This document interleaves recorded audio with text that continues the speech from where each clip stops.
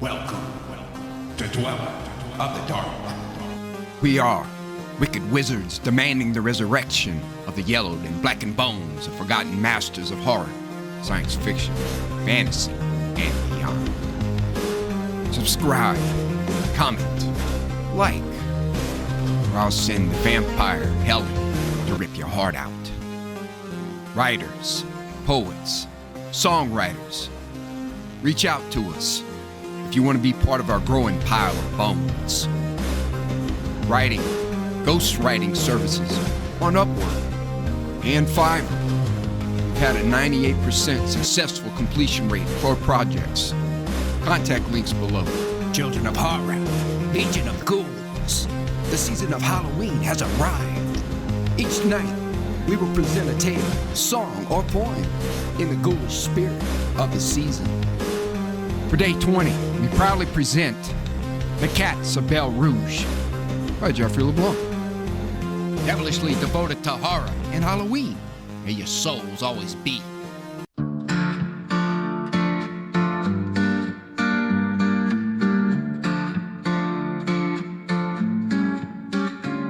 Mandrakes cry from the moonlit fen, screaming of Satan's witch, feeding on all sin, screaming of Satan's wish with tongue sharp as a bat.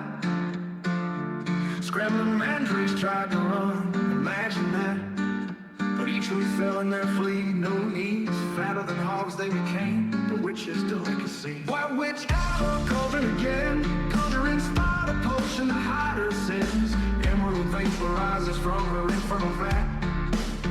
Veils of red stars lightning showing her ways. Has anyone seen a black cat today? Has anyone seen that damn cat today? The Cats of Belle Rouge by Jeffrey LeBlanc. First published October 2023. Ode to Timber. Under skies of silver moonbeams, this feline lady loves to sing. As bats titter and swoop, child of Bastet patiently stoops. With green torch-lit eyes, meowing her song to the fireflies. The music of the night is her orchestral delight. But now she groans, slighted, outraged, she moans. Her nemesis, the warbler, returns. The feathered fiend she yearns. Scurrying is another she detests. The black spider has dared nest. Arachnid legs raised against furred paw, both run away, calling their tangle a draw. The moon ascends, and she hears the hoot of an owl. Replying in kind to his lonely song, she sends a friendly howl. There's one last challenger to her humble abode. Away, warts and all, the hopping, croaking toad. 1. Drum beats roared across the coastal estuaries of Louisiana. Joining their echoing thunder are blood-curdling screams that lambasted out across the swamps surrounding Skull Sands. Peering in through the swamp and swaying marshlands, one might have seen dancing silhouettes by blazing firelight. They might have heard the exultations emanating from a congregation, a voodoo congregation, gathered in the midst of bonfire and shadow. In the crowd's center, curiously writhing like a venomous snake, is an ancient voodoo queen, nearly 80 years of age. Unbelievably, the relic of a woman with her feathered and bone crown moves with the grace of a girl decades younger. She limbos and twists, moving in a swan-like circle. Then the queen leaps about with all the agility of a panther. Those horrific and terrifying screams heard earlier with the thundering drums, her screams are almost ecstatic as the voodoo queen takes her leathered claw of a hand with a silver knife and slices the throat of a chicken. Shaking the white-feathered dying creature, the voodoo queen splatters her faithful followers in crimson blood. Then all goes silent and solemn in the moonlight. A glorious full moon blazed over the endless forest of palmetto and twisted ancient oaks. Shadowed within, a bonfire rages and the crowd of lost children sit by the fire swaying to drum beats and rhythmic singing of songs from a faraway land. They are the most unlikely group of voodoo practitioners assembled. Their long-forgotten African lineage, if they knew it, would be as vast and distant as the stars hovering over the earth. These wayward children were the outcast of their noble houses, set by their own or evilly tricked into bondage on a foreign shore. They are the lion-fighting Tiv and Terabah from the northern mountains of Western Africa.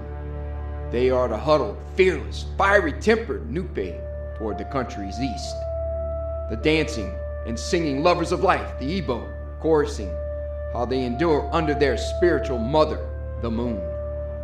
Then there are the sullen and rebellious Ijo, who bend the knee to no one.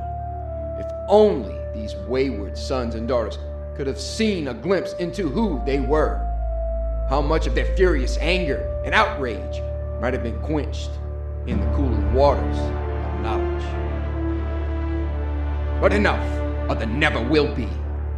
As the reverend voodoo queen, Queen Mina Babette, cast a shadow glance to all, the music quiets, and only the wind through the creaky trees, the sizzle of the bonfire, and the scratching drone of the palmetto is heard. Everyone else gathered round. The fire is silent as the grave. With her eyes lit by the roaring fire as brilliant sapphires, she begins her lurid tale. Not so long ago, when I was but a child, my family escaped our devilish masters. We stole into the deepest and darkest swamps we could find. We pushed past the legendary Avalon in our journey. Some in the crowd gasped. Others, who had a Catholic upbringing, made the sign of the cross and whispered a plea to the Mother Mary.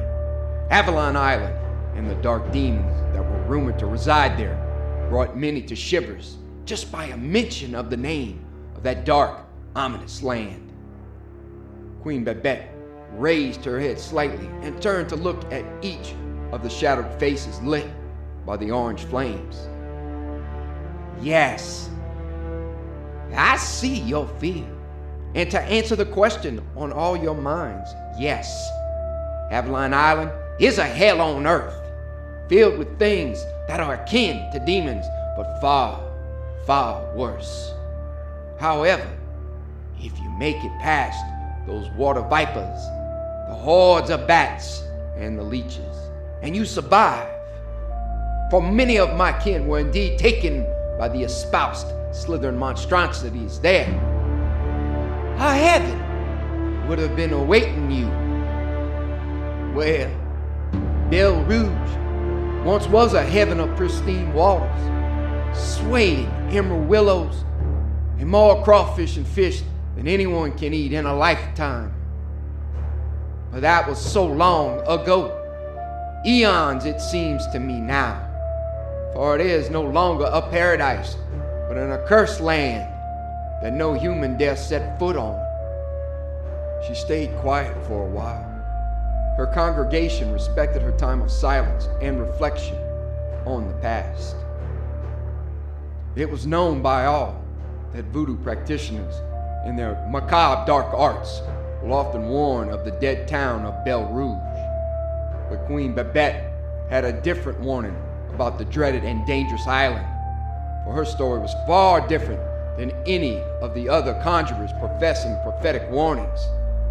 The voodoo queen of nearly 80 years was one of the only people to have been known to survive the island's apocalypse. She was one of the only survivors when the teeth of Satan himself gnawed and clawed all the settlers there to a bloody crimson mash. The swamp fire continued to sizzle and crack as the commune listened to its flames. The silver moon rose higher across the heavens and illuminated the ghostly swaths of Spanish moss across the swamplands. The shadows of palm and tree grew long in the deep woods. On the brow of the lost children of Africa, they grew long as well.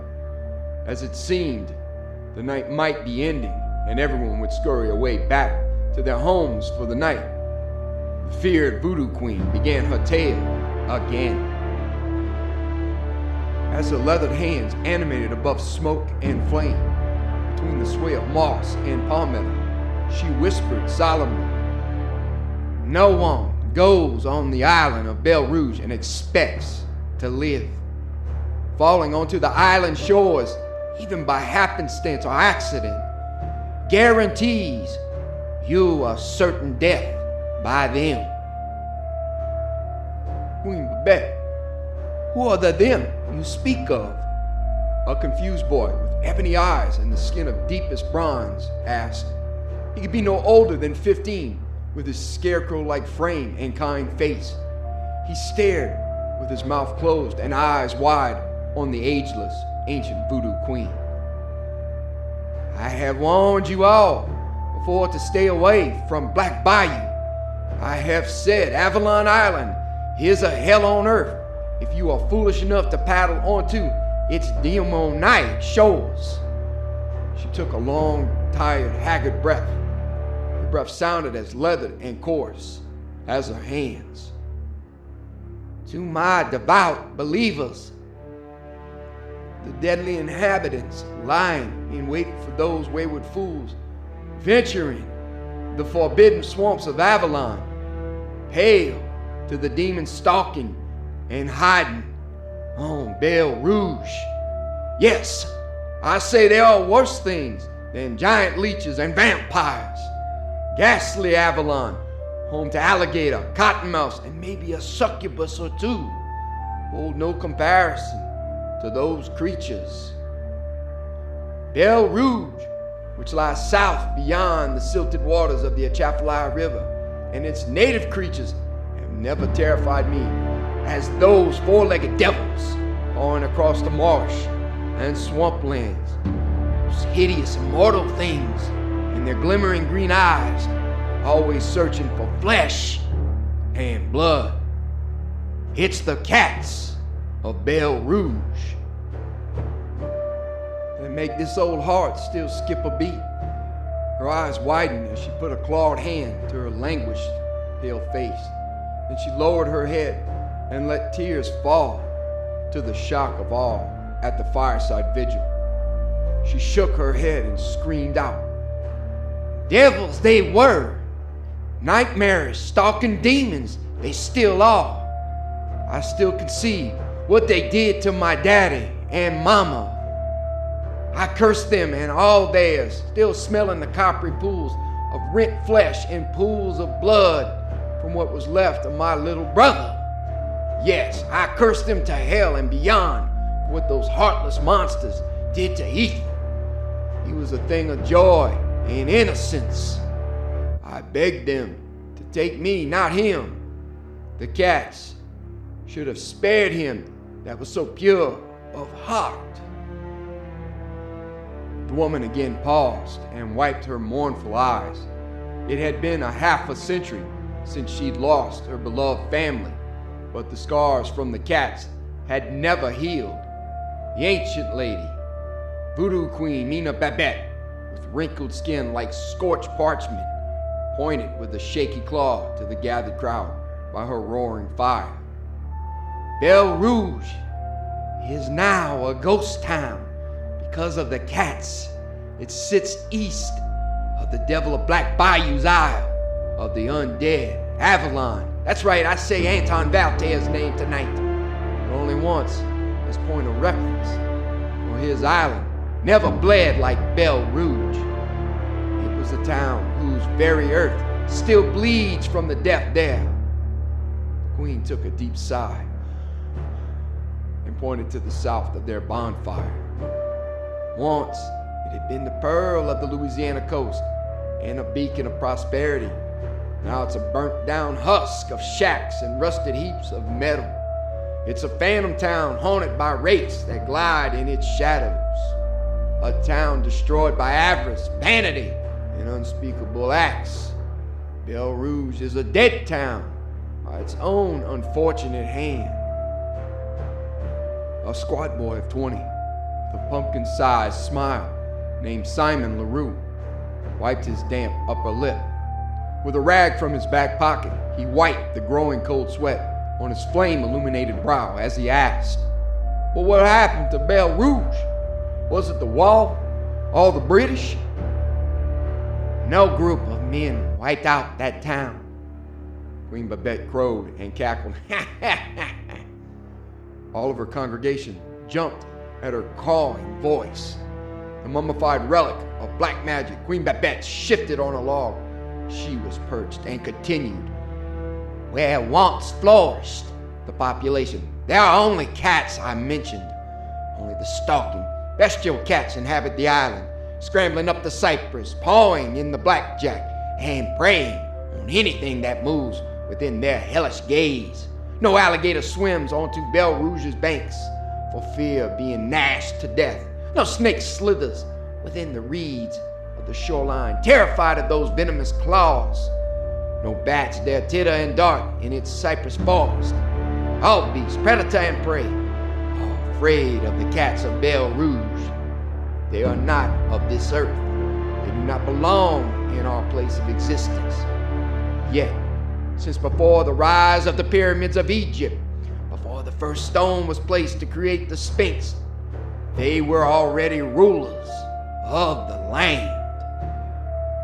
Another woman with braids of fiery red weaved into her head asked as the fires glint her chestnut eyes, "Why does no one kill off the cats?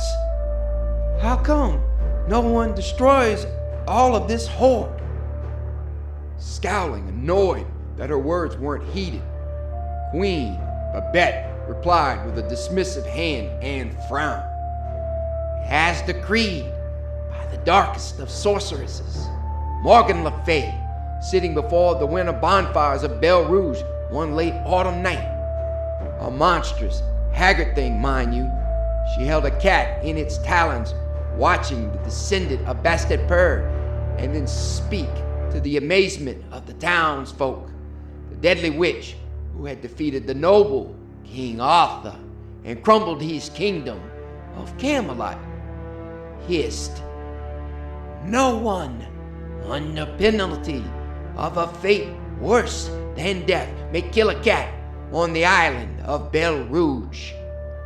My beloved and noble children of the night are the very diadems of the ancient demons. There is a reason these creatures have been worshipped long into antiquity. Their souls are entwined with the shadow worlds which men cannot see and fear. They ruled Mesopotamia long before it was a kingdom.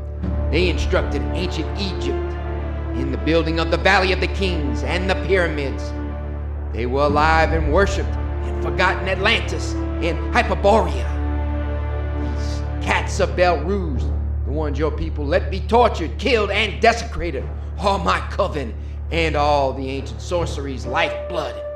They are all magical creations' kin, stretching back to the hillsides of Greece, the mountains of the Himalayas, and the jungles of the deepest Congo. The blood of the lion, the soul of the satyr, and the language of the Sphinx resides on their tongue. The bones of her necklace rattled slightly as she went on.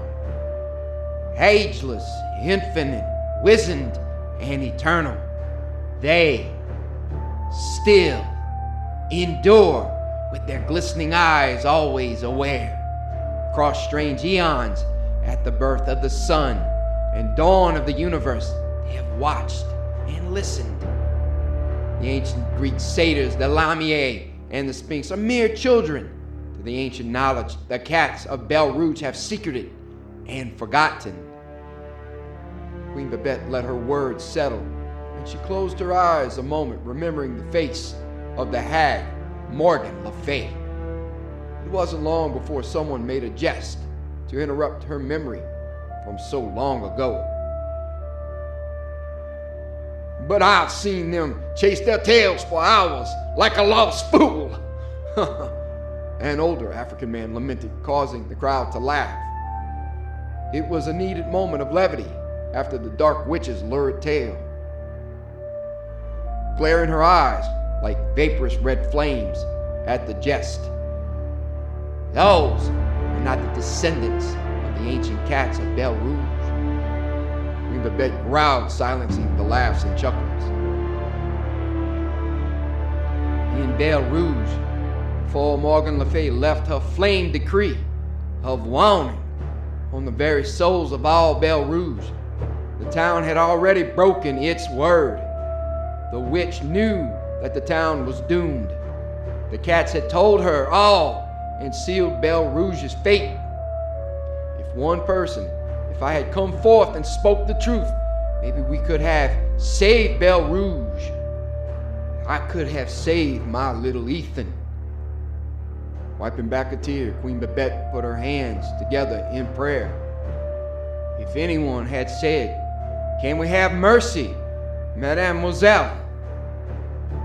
We promise that we never will harm or kill a cat. Maybe, just maybe the cats would have spared all. Or if we just sacrificed the evil clones to them. Simon furrowed his brow and cocked his head, puzzled, to the voodoo queen. Who are the clones? Queen Babette. Her face tightened and her lips pursed, recalling the clones to Simon and her followers. They were the most vile of families, the clone family. Between the cypress and swaying moss, they kept their wood-hewn house, adorned with ghoulish trophies of the most macabre. They pleasured in stringing, tying, or nailing to trees the diseased, dead, and dying bodies of cats. Surrounded by strung-up, swaying, screaming cats, the ghouls, for the clones could never be called human, dwelt and rested amongst the screams of the tortured felines, whilst their father, Klaus Klon, lumbered the cypress to sell. His malignant wife and inbred children committed hideous deeds to the cats. They took even greater delight in taking the trapped and tortured felines and placing them all over the bayous for gar or gator to feed, or placing them in the highest trees for hawks and owls to feast. Queen Mina Babette took a deep, coarse sigh and closed her eyes a minute, recalling, then spoke through gleaming, protuberant teeth, practically seething. And these degenerates laughed and boasted to anyone who'd hear the details on how they slayed beloved cats of their family, friends, and neighbors alike. Truly, the soulless monsters and their detestable ilk relished in their macabre collection of cat dead, rotted corpses, maggot-infested, eyes missing, and entrails decaying of the cats heaped around their home as tributes to heartless tyrants. They took glee each time they could present a trophy to their negligent neighbor and proclaim uproariously the regretful friend's dereliction to protect their cat. Well, why did they do it, Queen Babette? Why kill the cats? They weren't hurting anyone. A young girl of 12 with a lithe frame asked as the night winds tossed her unkempt, curly brown hair. The winds continued to howl as screaming cats as the congregation waited around the swirling white smoke and red flames. Raising her creased right brow, the aged queen shrugged. Why did they butcher the majestic cats? I know not. But I am aware throughout human existence that many have hated the wailful voice of cat crooning in the night. Maybe these evil folk held deep-seated superstitions that compelled them to such atrocities. I can't really say. Queen Babette looked out to the south again in the direction of Belle Rouge. Then she turned back to her followers and continued. Maybe they believed foolishness.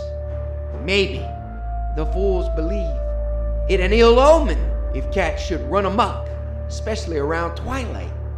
But whatever the reason, waddling Klaus Klon and his heartless wife Belle were allowed by the town to take their pleasure out on the torture of the cats of Belle Rouge. They tricked them with poison. They trapped them with snares. They slayed any and all cats which came near to their shack. The community would hear the pleas and mournful wails of the cats in the fog during a thunderstorm or in the blackest of night, and all turned a blind eye to the transgressions to the poor felines. Many might have seen the cat deaths as off, but never further investigated the untold deaths of the animals. But as the cat deaths multiplied, some people began to question why there were so many deaths. Why the maniacal focus on ridding the island of Belle Rouge of every cat living there? Those questioning African Americans, Cajuns, or Creoles scratched their heads trying to figure out what Klaus Klon's ultimate goal with the fly swarm display of dead cats was. But there lie an unspoken belief, a sincere concern carried out of earshot of the Klons.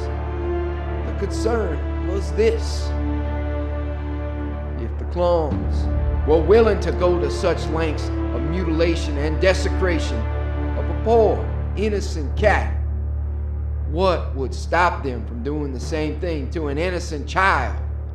Had they done so already?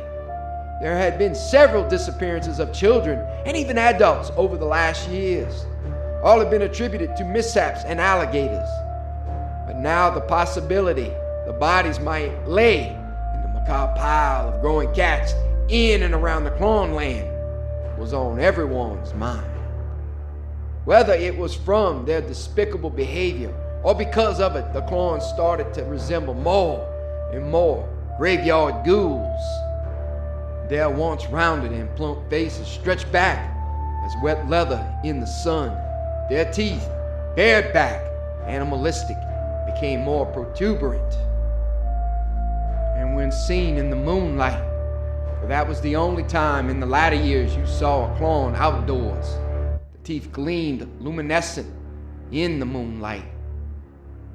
Their withered, emaciated faces continued to pull back even onto their death, like the faces of living corpses. Their frames became frightfully scarecrow-like, and all the Klon hands and toes began to resemble talons. And as the years crept to their inevitable demise, the more people avoided them like the eaters of the dead they were. For it was beyond rumor in the end that the Claws were trapping and killing more than cats by then. It would be easy for a stranger, or dare I say a child in town, to disappear with the Klon ghouls around. Their camp nestled under the spidery oaks, webbed with hundreds of layers of carpeted Spanish moss, concealed all their devilish deeds. Their cypress home recessed in the darkness, hidden under spreading oaks at the back of a neglected yard of swaying swamp grasses, could easily muffle the screams. But why did they not run them out? Why risk their kin and their cats to be killed, or worse, by the ghouls? A lithe girl with skin the color of copper and eyes of sky blue, Monique Laveau, leaned with the silken smoothness and mannerisms of a feline to ask. Queen Babette had a sense of unease by the way the girl locked her cat-like eyes on the ancient queen. Queen Babette had always feared the Laveau name in her dark practice. They had been powerful conjurers and healers in their own right. She couldn't understand why this Monique was even at her ceremonies. It made no sense, her presence among Queen Mina Babette's followers. And her feeling bit in like a viper's bite, telling the ancient conjurer that this peculiar Laveau girl already knew the answer. Queen Mina Babette would bet her life on it. Queen Babette grimaced and nodded to the girl. They tried, Monique, but the evil in the Klons knew no bounds. They threatened curses and gris-gris on anyone who dared try and report them to the law. No one doubted their powers of evil with the way the whole family looked by that time. I told you, they were all necromancers and ghouls, nightmares, unworldly, shunned by the sun in the chilling twilight of their lives. But a few, a brave few, finally trekked up into Morgan City for the sheriff to be dispatched and investigate. Oddly enough, the men who went and fetched the sheriff never returned, all suspected to meet some nefarious end by them damn clones. It was on St. John's Eve when the worst storm in over 100 years rolled into Belle Rouge.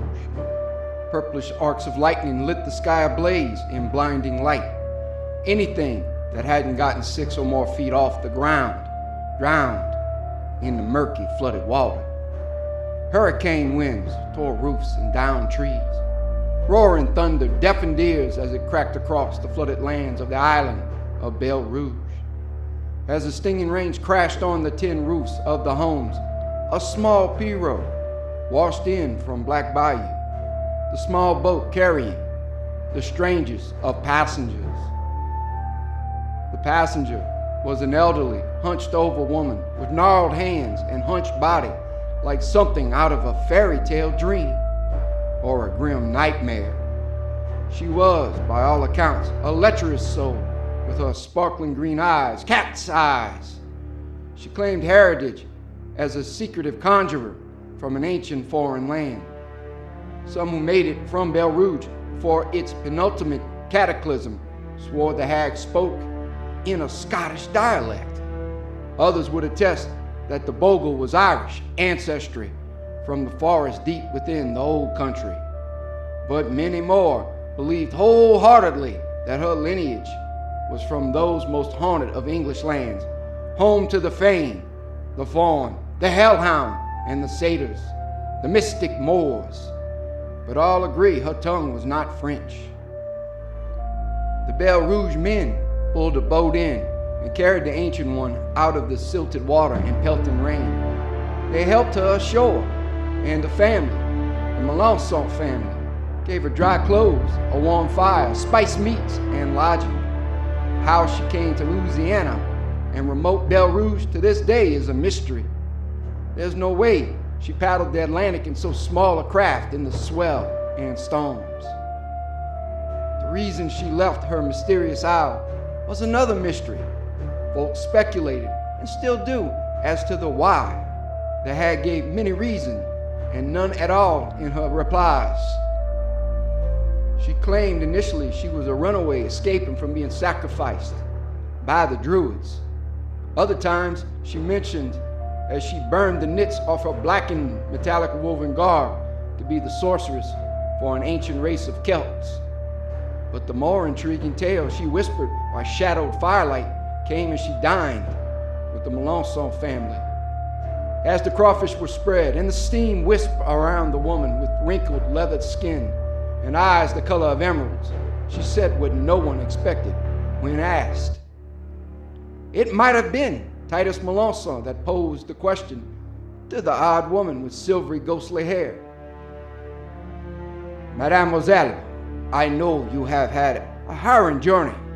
To survive such a storm and make it here to Belle Rouge safely is a miracle, no doubt. Titus Melançon, I wouldn't call my visit of divine providence. On the contrary, my journey to Belle Rouge is more of a matter of vindication for those tortured and brutally killed. Your people will have a reckoning for allowing such things to continue for so long. The woman gave a stern stare to the pious but cowardly man. Her eyes in the moment were blazing green balefire. There has been no murders on Belle Rouge that I am aware, mademoiselle. Shrugging and waving a dismissive hand at her accusation. No, there's been no murders here. Or to another subject. I would be remiss to not inquire. Who are you? Where does your family hail from? The woman with long spidery fingers put down the crawfish she had just stripped from the shell. She put her hands together and rubbed them slightly, causing the cayenne pepper and seasoning to drop from them. Then locking her emerald cat eyes on Titus, she declared with a cackling laugh, "My Titus, I thought you might already suspect who I am. Obviously, I have journeyed far to help my dear friends. Not you, the cats. As the strange woman said these words, the cats outside began to moan and howl. It was as if they were serenading their mistress, their master. The serenade continued to unnerve the group. Then the woman smiled mischievously and waved a hand. The cats stopped instantly. The woman said nothing and gave the man a devilish knowing smile. As she did so, her pointed, protuberant teeth gleamed like razors beneath her cracked and leathered lips. Mon Dieu! Titus jumped back from the table and made the sign of the cross. All the family moved from the table, seeing their patriarch cowering in fear. I'll answer you, coward, for I've known spineless swine like you all my days. Men who let innocent creatures and children be tortured, trapped, and their flesh desecrated by animals. In this case, living, breathing, disgusting, and demoniac ghouls. She stood and adjusted her cloak to leave out in the weather. Then she turned and glanced back for the briefest moment as the lightning ignited the sky, casting long shadows across her dark silhouette. I'm the woman who bested a wizard. I'm the lowly wretch who crushed the arrogant and naive King Arthur and his kingdom, Camelot. Surely you jest, mademoiselle. One of Titus's sons, Thomas, looked on the professed witch with his unyielding brown eyes and clenched jaw. His powerful frame moved around the table as quickly as a swamp panther to accost and throw the witch out of their home. He lived the Bible and believed in one of its core diadems: never suffer a witch.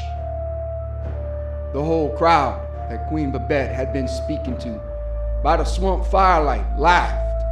Only Monique Laveau stayed silent as the grave. Her stoic demeanor made the voodoo queen even more at ease. To change the subject and ease the tension between she and the cousin of the legendary Marie Laveau, Queen Mina Babette continued her tale. Thomas challenged the purported powerful sorceress to explain. I have never heard of this kingdom you speak, or you.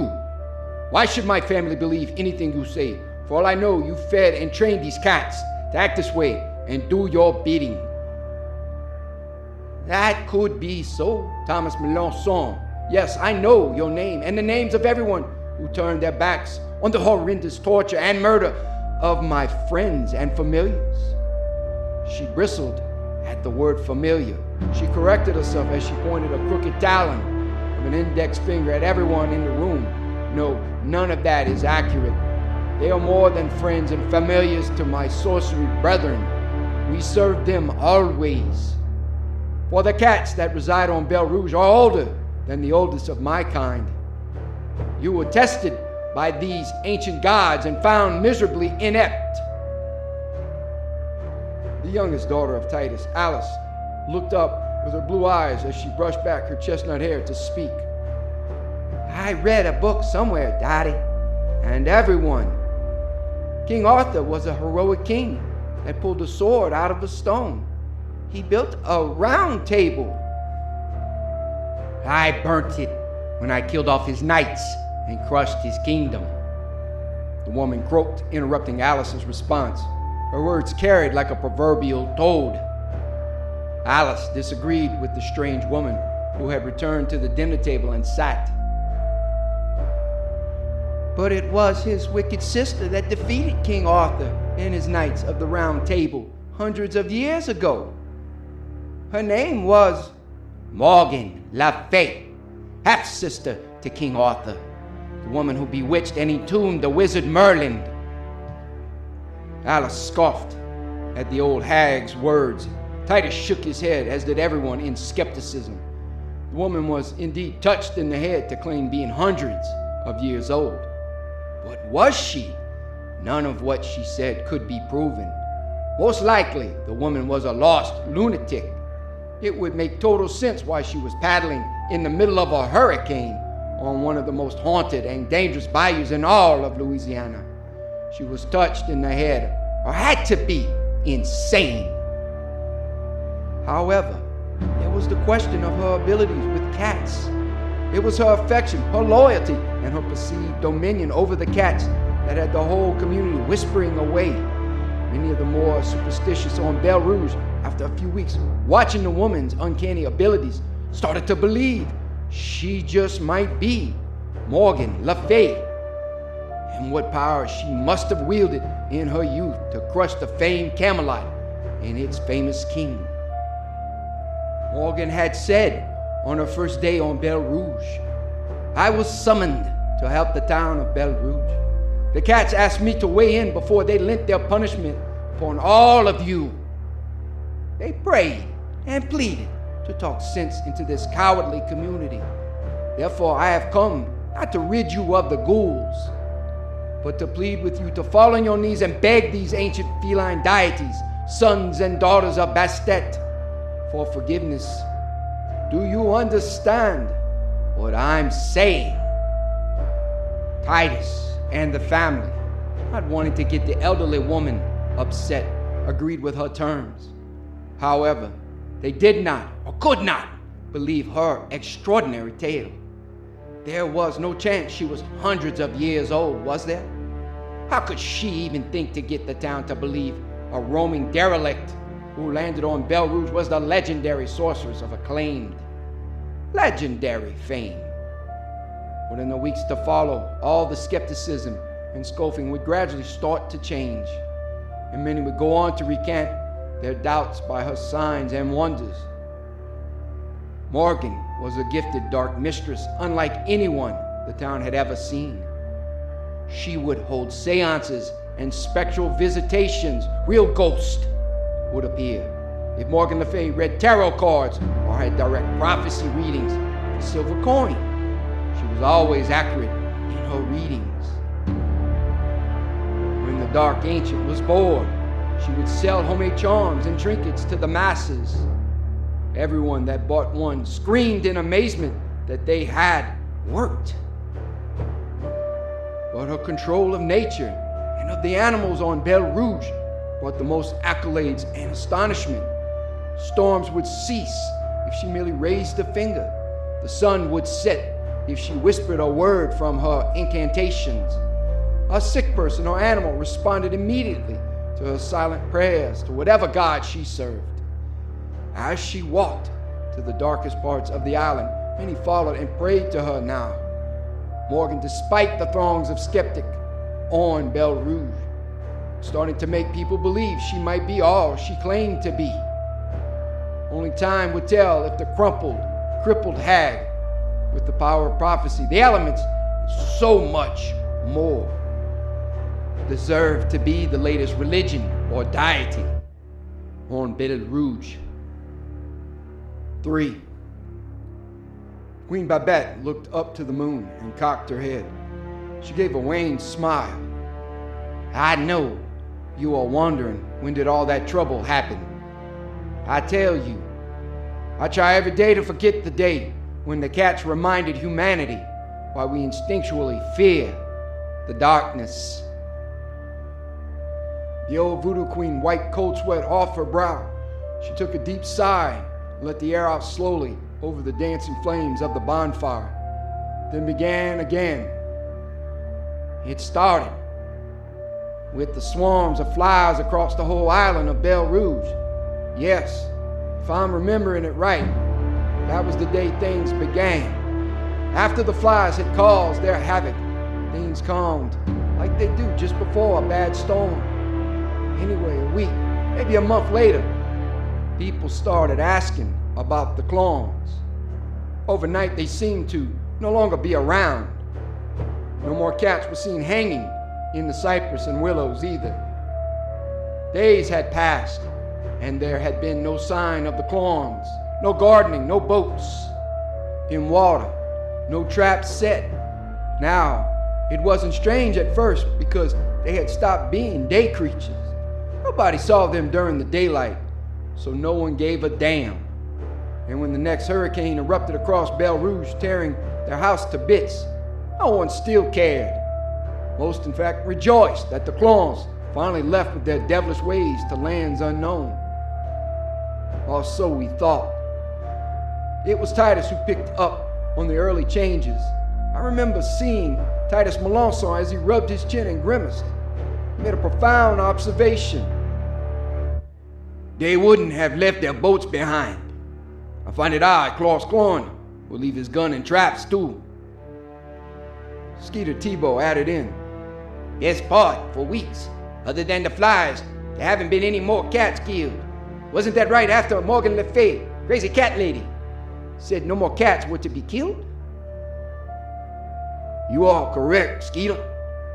But here's the funny part. I haven't seen any cats, living or dead, on Belle Rouge lately. Hampton Abel, a squat dwarfish man, rubbed his bearded chin and answered. Come to think of it, all the cats seemed to have disappeared, and there hasn't been any traps set out or poisoned. I wonder what gives. I did see Morgan Le Fay, Daddy. The young daughter of Titus pointed to where she'd seen the witch.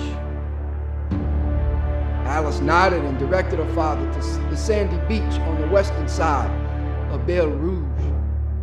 Our light breeze gusted up and caused her hair to lift up as she continued to explain. She was standing in the rain a week ago. She had on this funny hat. It was like a crown of thorns with horns all around and a gold circular thing in the crown's center. She was screeching something up to the clouds, then everything stopped. Right after, the buzzing flies crawled out of the ground and swarmed the ghoul house. With a stern, authoritative brow, Titus ordered his daughter to do the following. Alice, I need you to go back to the house. Tell Mama I'm going to go check out the clone's house. Make sure they gone. Yes, Daddy. Alice lowered her shoulders, puffed disappointed, and wandered slowly home. We need to go inside the house, fellows. Titus looked to see Skeeter and Hampton frozen in their tracks. Both men, wide-eyed and pale from what Titus was about to do. They seemed paralyzed by fear or something worse. Terror. Titus Melanson tried to urge them on, but neither Hampton nor Skeeter wanted a part of Titus's plan. Titus tried to pull Skeeter by the gruff of his neck. Skeeter slapped away Titus's hand, then glared a fist at his half-crazed, foolish friend. Skeeter said as much in his protest. I ain't going into the ghoul's house, Titus. There was something wrong with them folks from the time they came here. Them people weren't right. They were bona fide ghouls. If I see how they lived in that wreck of house of theirs, I'm liable to never be the same again. I have enough nightmares to keep me awake at night. I don't need any more. Titus waved a dismissive hand at Skeeter, then barked. Fine. Guard the outside of the place while me and Hampton take a quick look. I won't be in there 5 minutes too. I never said I was going in there either, Titus Melanson. If you want to go kicking around a hornet's nest, feel free.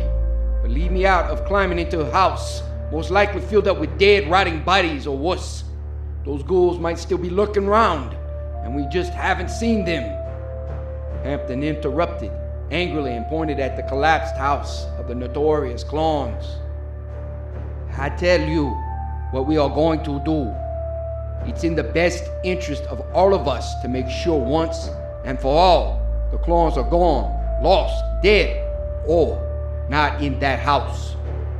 We all will sleep a little easier if in fact the ghouls are dead. Titus took a tired breath, then pointed back to the large open front portion of the house, in what had once had to have been the clone's living room. A massive oak, tossed by the last hurricane, had crushed that particular portion of the house to splinters. You are just bound and determined to kick up the flames of these hellspawn, Skeeter growled as he started toward the remnants of the clone's home Fine, let's get this over with. But if I see one ghoul, I'm running. The door collapsed in the minute Titus went to push on the door. Well, it didn't fall in. It disintegrated into a pile of dust from a relentless assault of termites through the 6 or more months. The house had been left in ruin. Inside the remnants of the dwelling, things weren't much better. Despite being resistant to mold and rot, the termites had once again ate through structural supports and boarding to all of the men's surprise. Hampton pushed back his hat and wiped cypress dust off his shoulders as he entered into the Clone home after Titus. Titus, I know we got termites on Belle Rouge, but I've never seen this voracious to eat a house to the ground. Even the wood beetles are joining in by the herds. Skeeter jumped out of his skin from a beetle crawling on his neck. After he had swiped the obsidian large bug away, he agreed. Yes, this place won't last another 3 months by the way they are eating. Never in all my time in the swamp have I seen critters work this quickly. If it makes either of you feel better, neither have I. Something must have drawn so many here. Titus narrowed his eyes, searching for any potential cause.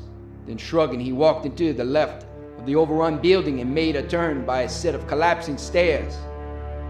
In a crawl space beneath the stairs, the men took off their hats. They had made a chilling discovery. Their skulls are all misshapen, Titus. Skeeter gulped, staring on 4 unusually deformed and large skeletons. They looked like they had grown claws and horns too. Hampton furrowed his brow and narrowed his brown eyes, studying the bones of what was the former tenants of the Clone house.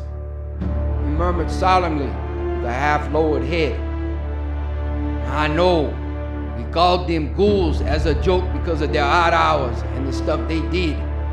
But honest to God, himself, gentlemen, they might have really been, well, actual ghouls.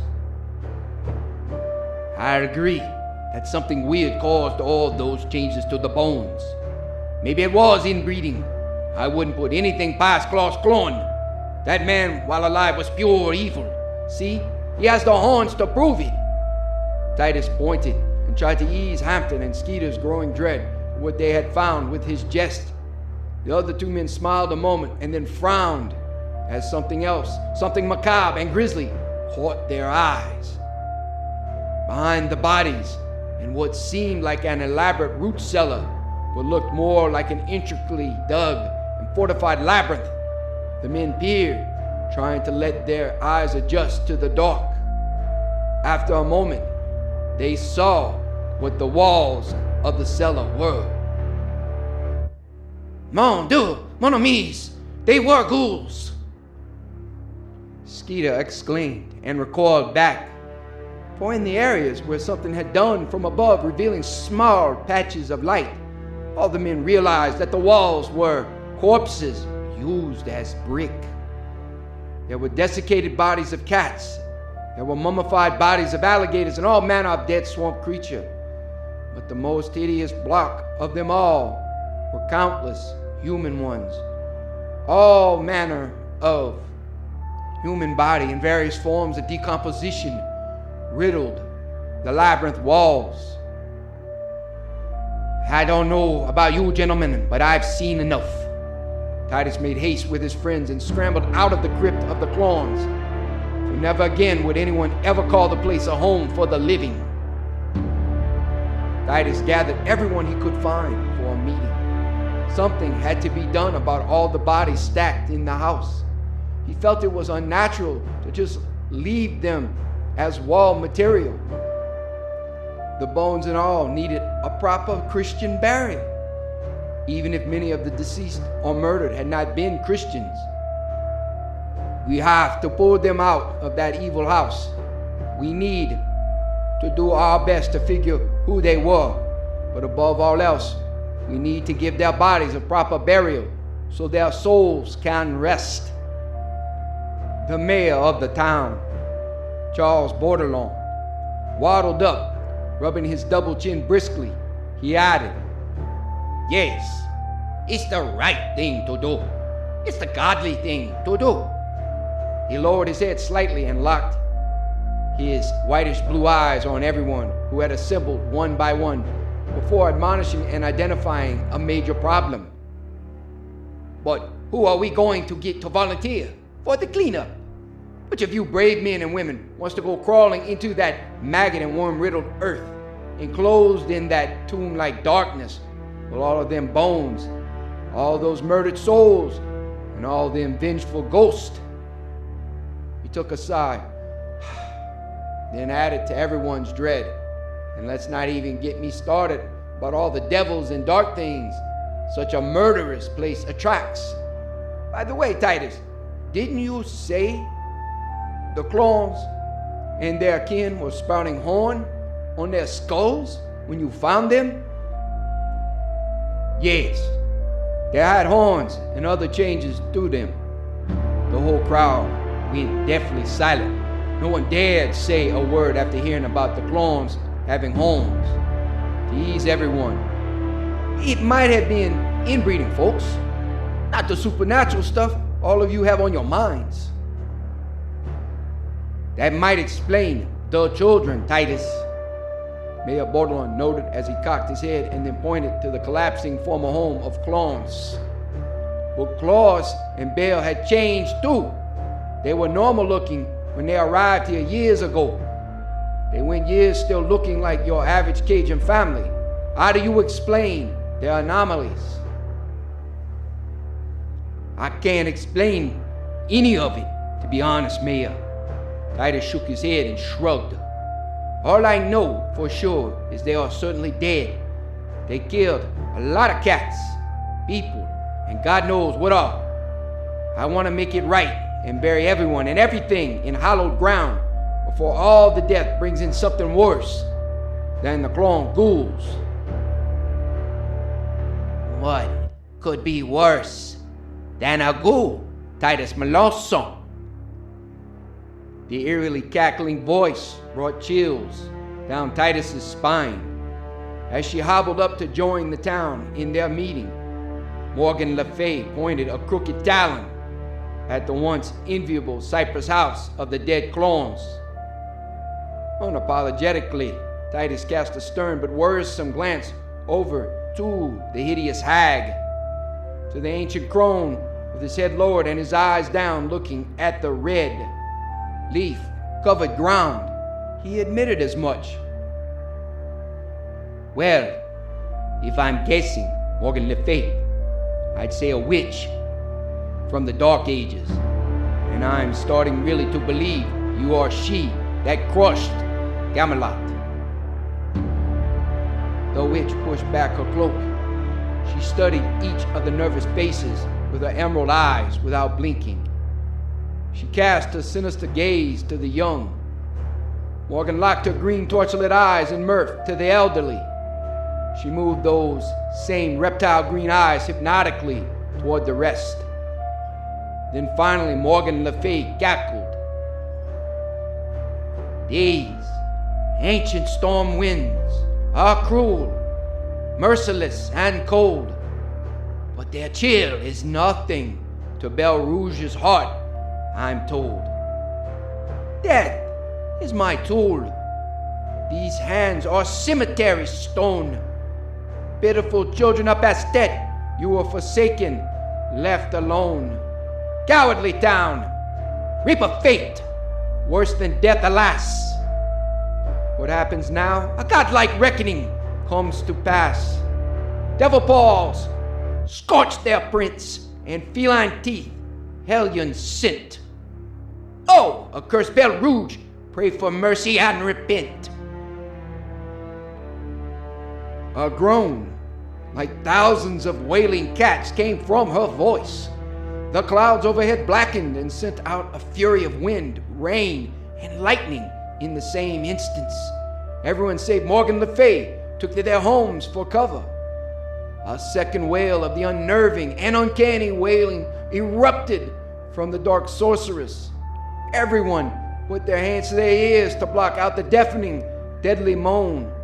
All talk of the dead was forgotten as the folks hunkered down for their reckoning from the god Bastet. 2 hours, 3 hours, or 6, no one knows when the horde came, but came they did and left a bloody swath in their wake. Some will say they were just cats, but make no mistake, they were vicious, larger, and stealthier than a gang of demons from the pits of Avernus. Onward they stalked, leapt, clawed, and killed. Climbing ancient oaks, they dropped to roof and crashed through windows for the blood of their prey. Those that escaped their homes and ran or swam from Belle Rouge perished faster. Townsfolk fleeing to their boats were tossed in the storm and pushed back to shore, where Bastet's slathering and growling children ripped and gnashed them to death. The most powerful men of the island, like Titus Melanson, could not best these savage beasts, and were ripped and chewed limb to limb, unrecognizable. Children boxed in their most elaborate or safe areas were yanked from their protected places and torn to ravaged bits. By the crimson dawn of the next morning, not a single soul of Belle Rouge survived. No living creature moved, not a beast stirred, save the cats of Belle Rouge. Simon Leroux seemed puzzled by Queen Mina Babette's last words. He started to ask a question, then paused in his doing so. He bristled, grimaced, and then finally, after the voodoo queen made a gesture in hand to spit out his question, he asked, "You'll say no living creature moved, Queen Babette. You told us that not a beast stirred but the cats of Belle Rouge." "That's correct, Simon." Queen Babette locked her eyes on the boy and grinned. "Then, if that's the case, how are you here?" Everyone around the fire looked wide-eyed to one another and whispered nervously the same question. The voodoo queen, who was much older than the body of Mina Babette, who died on Belle Rouge over 80 years ago, didn't say a word. She just looked on the glowing red coals of the dwindling bonfire and rested her hand on a cane of twisted hemlock.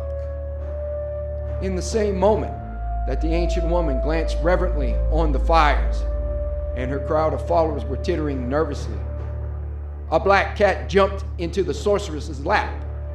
The cat with blazing green eyes was the largest cat anyone had ever seen in the voodoo community of Skull Sands. Perched regally on Queen Mina Babette's lap, the cat spied carefully the crowd. Then the unusual feline, with its fur the color of night winds, let out an unnerving, ancient wail, stunning everyone to silence. With its fur shimmering like the sheen of obsidian by the dwindling flames, the old witch pet her familiar gently and let out a booming cackle, causing all the voodoo devout to scatter like rats. The ageless black feline looked up curiously to Morgan Le Fay and mewed, puzzled. "Meow." "They are a strange lot, I agree, Asmodeus, but damn fine entertainment." She rubbed Asmodeus's ears and continued to pet the regal demon as the two sat under a silver moon in a roaring, warm bonfire. Its eyes, though, those emerald, torch-lit eyes, studied the darkness and swaying shadows of the woods. For hours as the fires blazed, it sat almost motionless, then casting a glance back toward the orange, flickering fire, with the glint of the flames in its eyes, it mewed, "Meow," and purred up to the ancient sorceress, as each solemnly watched the other. Shadows danced amongst the palmetto. There was the sway of Spanish moss overhead and the creaking of live oaks all around. Both seemed unbothered by time, without a care in the world. As the black cat shifted on the ancient sorceress's lap, he gazed back toward the orange flickering flames of the fire, then up to the silver moon, and gave a playful meow. Meow! It yawned, sat up, and arched its back to stretch while perched on the witch's lap.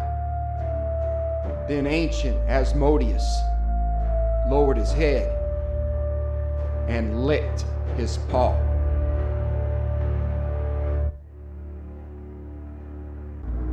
Thank you for listening. Have a great night.